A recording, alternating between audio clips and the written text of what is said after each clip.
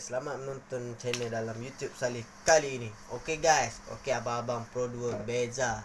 Di sini saya ada satu box iaitu armrest. Inilah box dia. Okey, sekarang ni kita buka. Dalam kotak ni. Cukup tak cukup barang dia. Jom kita tengok. Okey. Kita mula buka dia secara perlahan. Okey. So, wow. Nice. Okay, cantik dia. Okay, so ni item pertama lah. Okay, satu USB dia bagi. So ni adalah tapak dia. Okay, ini ada katalog dia. So dia dah bagi tahu cara-cara nak pasang macam mana. Ini sekali. Okay, so ni ada tapak dia di belakang ni. Okay, so kita tengok dia punya box. Wow, nice. Kita buka. Wow. Okay, ini adalah kotak box press box. Ini dah buka, jadi saya nak pasang lah. So dia ada tapak sini. Di tapak sini, yang kat sini. Jadi kita masukkan kat sini. Okey. So kita masukkan, kita tekan kuat-kuat.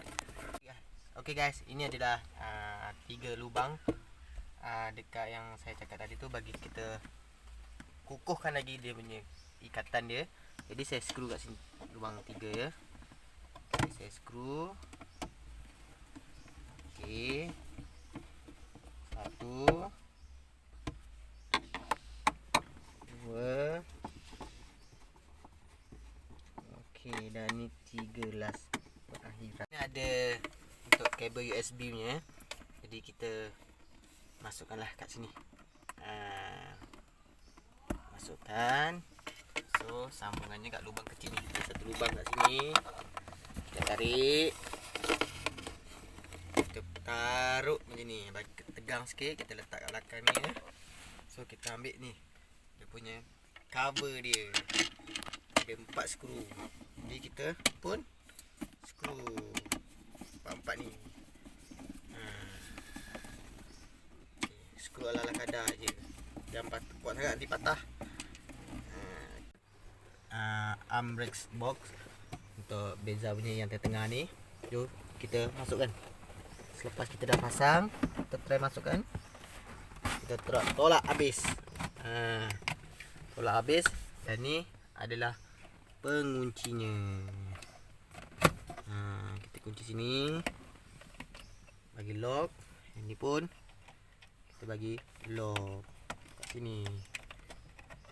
Okey. So settle sampai sini. Dan ini adalah sambungan USB yang tadi saya cakap tadi tu. Kita tutup sini. Pun dah on kenderaan saya. Jadi alhamdulillah semuanya berlampu. So senanglah kalau orang penumpang di belakang boleh cucuk USB kat sini. So sampai sini je lah saya punya cara pasang dan macam mana nak bagi tahu semua orang di sana. So jangan lupa tekan lonceng dan follow saya dan channel Salih. Okey, terima kasih. Assalamualaikum.